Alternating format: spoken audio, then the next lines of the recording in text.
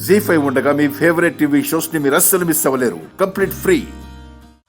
ఏంటి ఎంతో సెంటిమెంట్ గా ఫీల్ అయ్యే నగల్ని అతనికి ఎందుకు ఇచ్చావు?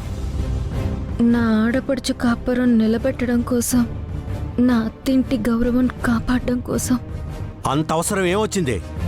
అతనికి పెళ్ళైనప్పుడు ఇస్తానన్న కట్నం బాకీ అలాగే ఉండిపోయింది.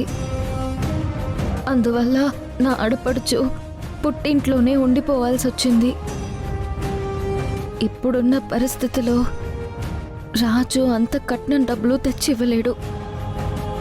ఎలాగైనా వాళ్ళ కాపురం నిలబడాలని కూతురు పుట్టింట్లోనే ఉంటే మా అత్తింటికి అది గౌరవం కాదని కట్నానికి బదులు నేనే ఆ నగలిచ్చాను.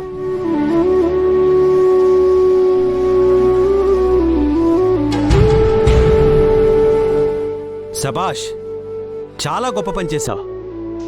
ఈ పని చేసి అపర త్యాగమూర్తివయ్యా. నీ అత్తింటి గౌరవాన్ని కాపాడడం కోసం నీ మెళ్ళో నకిలీ నగలు వేసుకొచ్చి నీ పుట్టింటి గౌరవాన్ని కూడా రెట్టింపు చేశావు, అంతేనా?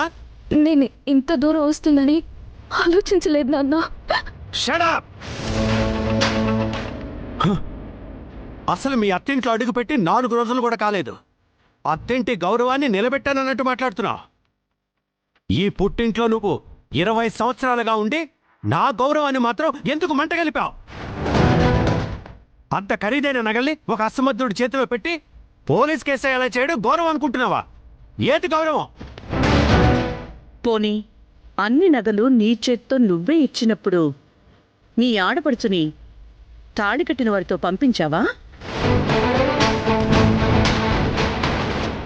అమ్మయ్యారు, మీరు ఇలా నాతో కూడా చెప్పకుండా ఇలా చేయడం కరెక్ట్ కాదు అమ్మయ్యారు.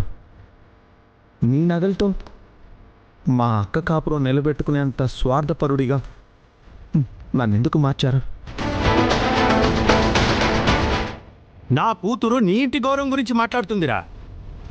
అసలు గౌరవం అంటే అది కాదు.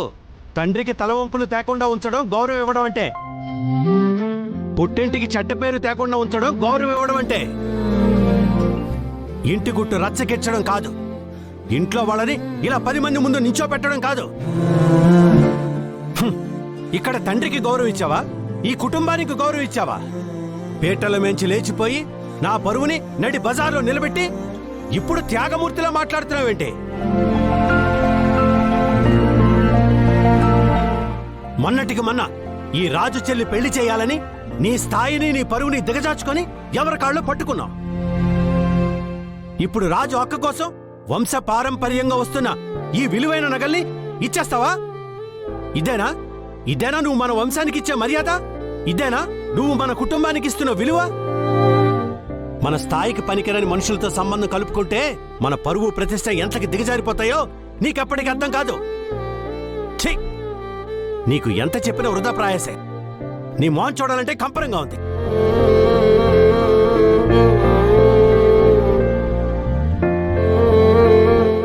ప్రశాంతంగా సాగిపోతున్న ఫంక్షన్ ని పాడు చేశావు.